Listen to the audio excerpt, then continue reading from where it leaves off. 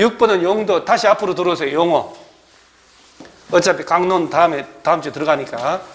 다시 맨 앞으로 와서 용도 지역이라 하면이라고 6번 31페이지 나오죠. 자, 내가 요런 것도 알아둘게. 요거. 자, 객관식. 용도 지구는 뭐 그대로 시험 나왔으니까. 객관식에 줄치는 요령.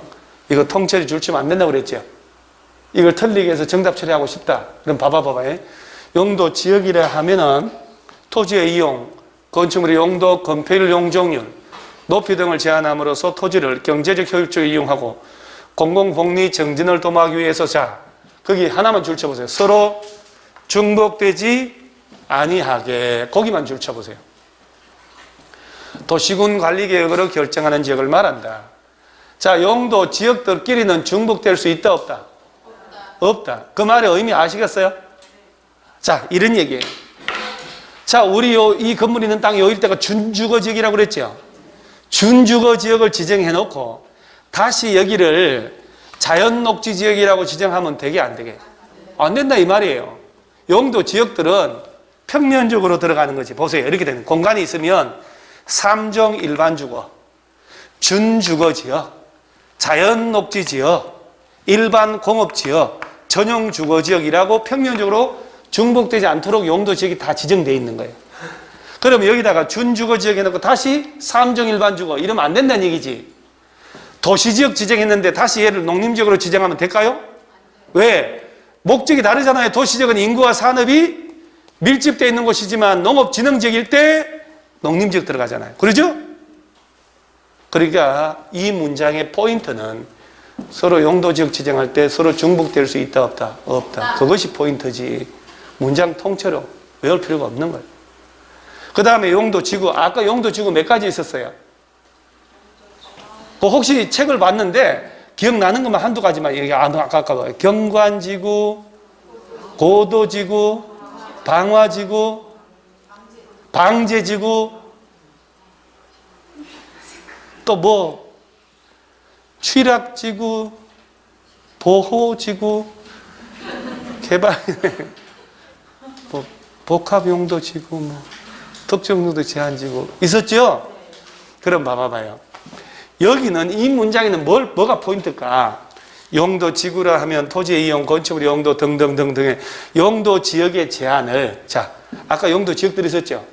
용도 지역의 제한을 더 강화를 하거나 또는 완화하여 적용함으로써 용도 지역의 기능을 정진하고 미관 경관 안전을 도모하기 위해 도시군 관리계획을 결정한 지역을 말한다. 그러면 용도 지구라는 놈은 기존에 지정된 용도 지역의 제한을 더 세게도 하지만 풀기도 한다는 얘기 아니에요. 그죠? 그러면 예를 들어서 아까 설정이 자세히 이제 나중에 알 텐데 농업진흥지역, 보전산지 등이라면 용도지역은 농림지역으로 국가가 지정했겠지. 농림지역이면 여기에 땅 가진 사람은 건물 짓더라도 건폐율은 20%, 용적률 80%밖에 못 짓거든. 건폐율이 20%라는 얘기는 대지가 100평이면 딸랑 20평짜리만 지으라는 얘기예요.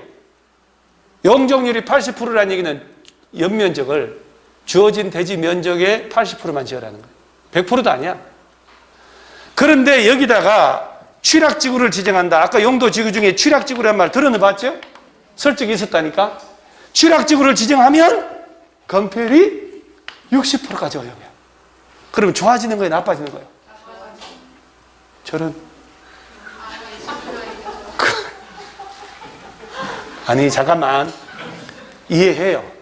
처음이니까 대지가 100평이고 건폐율이 20%라는 얘기는 100평의 땅을 가진 사람은 건축 면적을 아무리 커도 20평만 짓고 80평은 빈 공지로 남겨놓으라는 얘기야.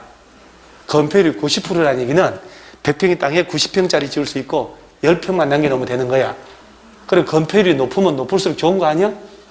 땅 주인은 여러분들은 공공복리를 위해서 여러분 땅에 건물 안 짓고 나무 심을래요? 용적률이든 건폐율이든 높은 게 좋은 땅이에요. 토지 용도가 높잖아요. 그러면 건폐율이 20%인 땅이 60%가 되면 좋은 거 나쁜 거? 겁나게 좋아지는 거지. 그지? 그러면 취락지구란 게 용도지구거든. 기존의 용도지역 위에 취락지구 지정되면 행위 제한은 강화되는 것과 완화되는 것과? 완화되는 거잖아.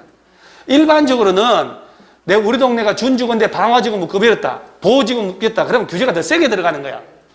그러니까 용도지구를 왜 만들었냐면 기존의 용도 지역의 제한을 강화도 하고 완화도 할 목적으로 만들었는데, 객관식에서 답 만들 때 어떻게 되냐면 용도지구라 하면 기존의 용도 지역의 제한을 강화하여 적용하기 위하여만 이렇게 되는 거예요.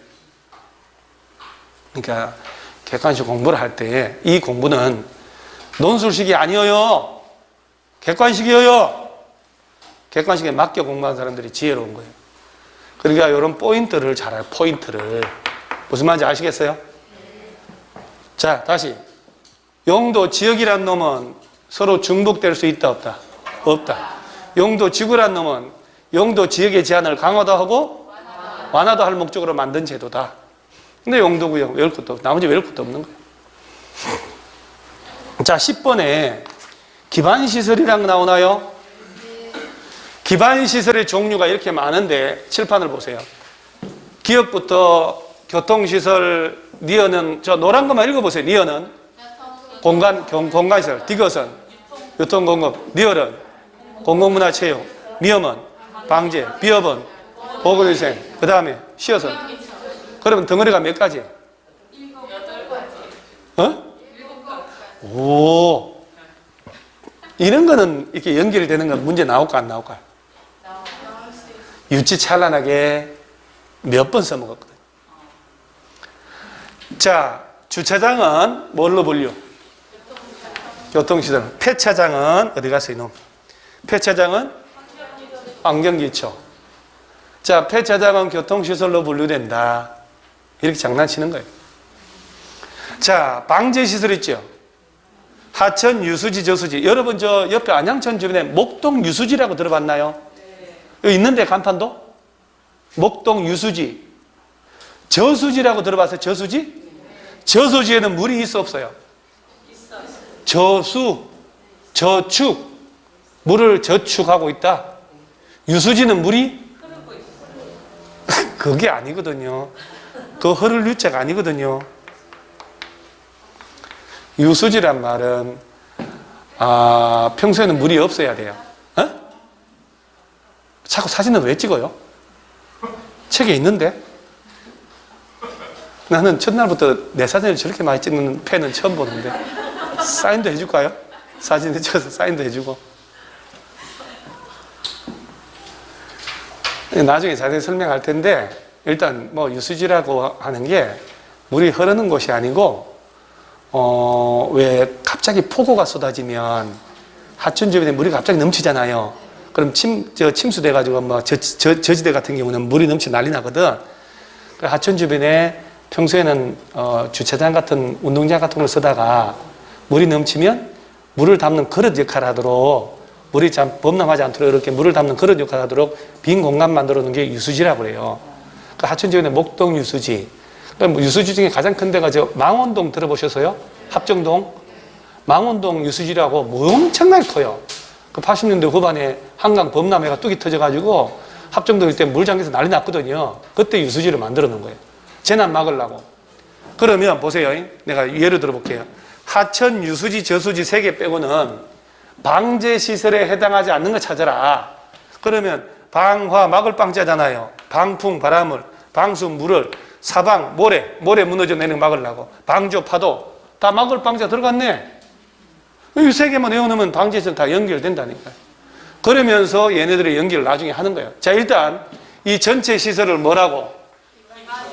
이걸 연습을 해야, 자, 뭘 보냐면은 13번을 보세요. 저 밑에 13번. 13번은 무슨 시설? 그게 기반 시설이 아니잖아요. 그대로 읽으세요. 도시군 계획시설. 14번은 무슨 사업? 15번은 무슨 시설? 무슨 사업? 도시군 계획사업. 비슷비슷해 보이죠? 그럼 시험에서 단골이지. 저 15번 있죠? 15번. 도시군 계획사업이란 말 있잖아요.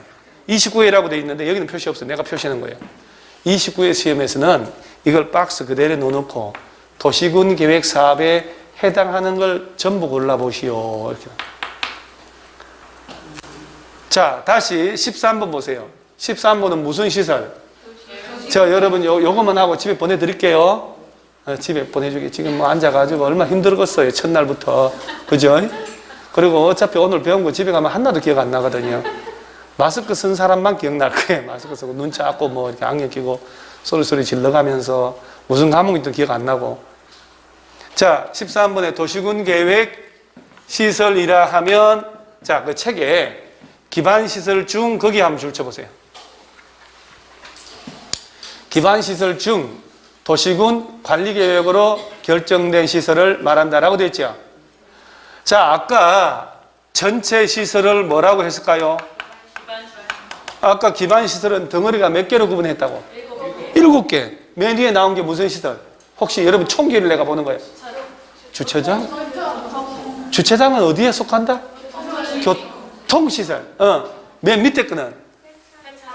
그러니까 폐차장은 어디에 분류되냐고? 야, 여러분들 진짜 자격증을 따긴 따야 돼요. 그죠? 자, 맨 밑에 환경, 기초시설.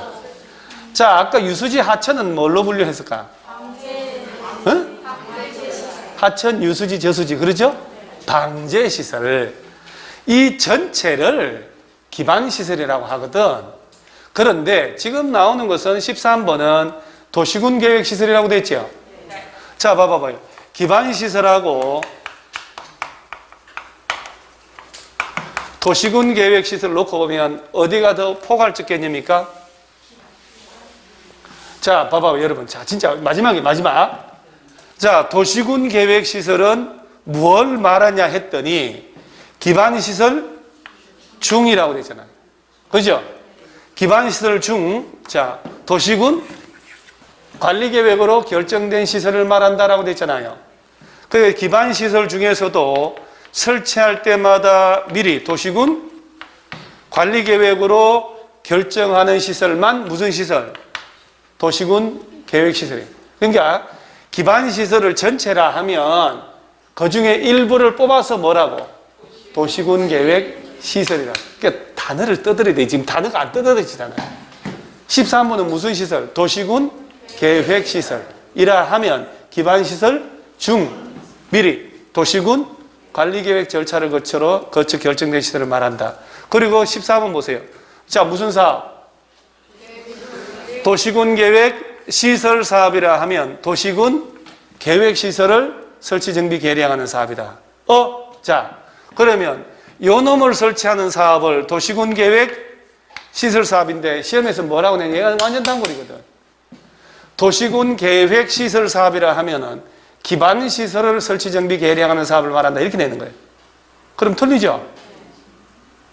기반 시설을 아니잖아요. 그야말로 그대로 요거 설치하는 사업이에요. 그 다음에 15번은 무슨 사업? 도시군 계획 사업이라 하면 도시군 관리계획 시행하기 위한 다음 사업 해놓고 도시군 계획 시설. 그 여러분 책에는 문장 속에 다 들어가 있어요. 법 개정돼가지고 따로 이렇게 빠져나왔는데 이 교과서는 이제 그대로 돼 있어요. 자, 여기 보세요. 도시군 계획 시설 사업 하나, 도시개발 사업 하나, 정비 사업 하나, 이 세 개 다 합쳐서 무슨 사업? 그래서 요 시설만 설치하는 사업하고 도시개발 사업하고 그 다음에 정비 사업을 다 합쳐서 얘를 무슨 사업이라 한다고? 이 도시군 계획 사업에는 아들이 셋이 있는 거예요. 아들이. 큰 아들이 무슨 사업? 도시군 계획 시설 사업. 둘째 아들이 도시개발 사업. 셋째 아들이 정비 사업. 이 세 아들 다 합쳐서 무슨 사업? 도시군 계획 사업이다. 이렇게. 이거 잘못 이해하면 시험장 갈 때까지 이해 못하고 하는 사람도 있습니다. 근데 오늘은 이해 안 해도 돼요. 어차피 강론 다 배우고 나면 다시 나오니까. 일단 용어에 충실히 하자는.